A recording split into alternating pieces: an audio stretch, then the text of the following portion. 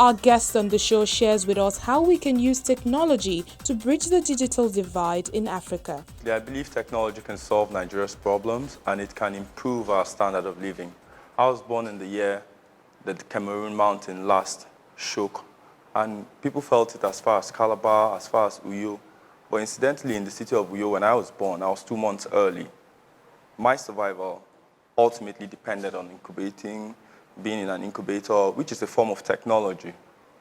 Technology is so simple that you can go as far back as looking at the cutlass that people use in the farms. So for me to have survived and lived this long and being given the grace to contribute, definitely if technology kept me alive, technology can improve and, of course, make better the standard of living for everyone, not just in Nigeria, but across Africa. Let me ask you, how well do you think we are taking advantage of technology? For me, in my instance, it was my uncle who had a level of exposure. He literally flew in from Lagos and rushed to me and said, no, we'll wrap him up, we'll do this. He created that incubator at home. Our people are so learned. Go to the north, the east, the south, west, everywhere. And one of the things I always say is that it's not restricted to Lagos alone. So you can start and say, okay, from Lagos, you have a massive startup industry. In Calabar, we springboarded, and we're still in that struggle. But ultimately, you'd see there's a shift. So we can't say we have the same volumes that Lagos has in its startup ecosystem. We can't say we have the same volume of products. But I can bet you by quality of products, we are at par. Maybe time will prove us right. But for Nigeria as a whole and technology usage, I would say we're still learning to actually understand what we should yearn for. Because it's not enough to have projects that are going to tell us, oh, Lagos to Calabar. We want a Lagos to Calabar speed rail. But we want a Lagos to Calabar speed rail that can, in the future, run speed trains that are built by Nigerians. Before we go into that, let's talk about the digital divide between the rural and the urban areas. How do we bridge that gap?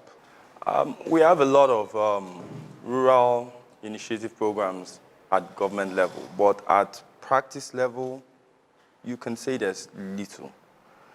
Then, again, you don't have technical labs. You don't have technology programs. You don't have kids coding boot camps targeted at villages, because the notion is that, oh, they are village kids. But I'm a village child. I spent my 1, 2, 3, 4, 5, first 5 years of my life in a rural community. Nothing like a computer at all. But at the age of 6, 7, when I went to live with my uncle and I saw his laptop and I was like, wow. In those years, the computers of those years were just green and black screens. I fell in love with it. There was this racer game that you just see the race, the car would just be going in dots. I fell in love with it. But all I had was the rural child's mentality. You know, beyond rhetorics and what we hear every day, I think startups, big ones, small ones, growing ones, should remember that when you hear that Nigeria has a big population or Africa has a huge population, the bulk of that population is in the rural area. It's actually where Africa's gold mine is, because ideas and minds own the future. Do you see a future for African developers?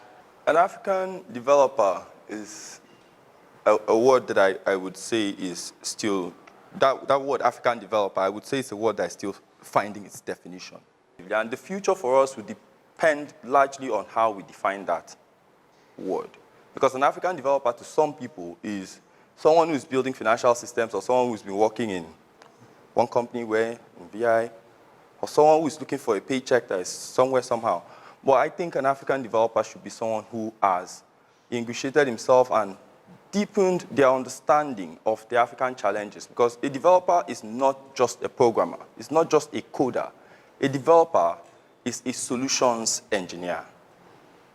Solutions engineering is not just about the word. It's largely about the practice, the concepts, the way you think about it. So the future is so bright for the African developer if we define an African developer to be someone who goes far beyond just what the marketplace sees today.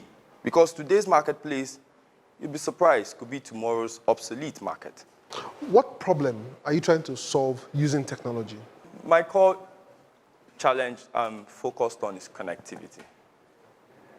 I didn't honestly even know the meaning of the word until it became clear to me that that was what I needed to work on.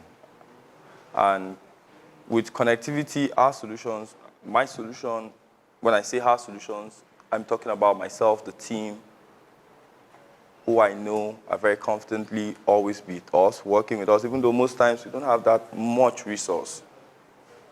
Because R&D is very expensive, especially in the area of software. Interestingly, my team has grown so big.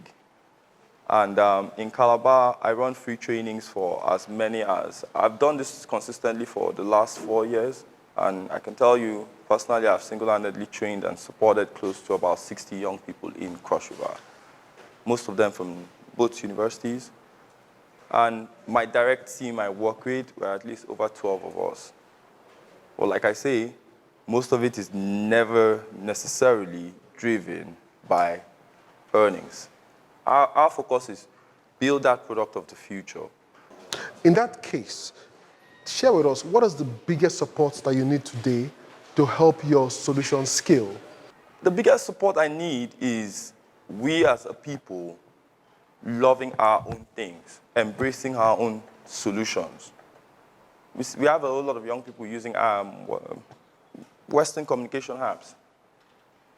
What's wrong with African apps? We need more people to embrace African solutions. And we also definitely need funding. We also definitely need access to mentors. Where I come from and where I work from particularly, I'm not saying it's rosy, neither is it rosy, but particularly for us in the South as a whole, we need institutional support, government support. We need industry collaborations. The support list is endless because when we start to solve the problems are endless. Finally, just before I let you go, how has your interaction with the South-South Innovation Hub helped you scale your solution? For me, working with the South-South Innovation Hub after about 4 years of R&D helped us to understand that next level of not just researching, not just developing, but also prototyping. And secondly, coming all the way here from Calabar, the shared energy around us, people from Benin, from Asaba, from Bayelsa, from Port Harcourt, from Uyo, from Calabar. We even have people from Ikomogo Joseph here. You know, for me, that shared energy, that shared passion, that togetherness has not just given me hope, but it has also rekindled my prospect of believing that, yes, as far as we're working together as one family, we can definitely be those African developers and African solution engineers that we are hoping to define over time. It's been an absolute pleasure having you on the show today. We wish you all the best. Thank you very much. Thank you very much. Thank you very much.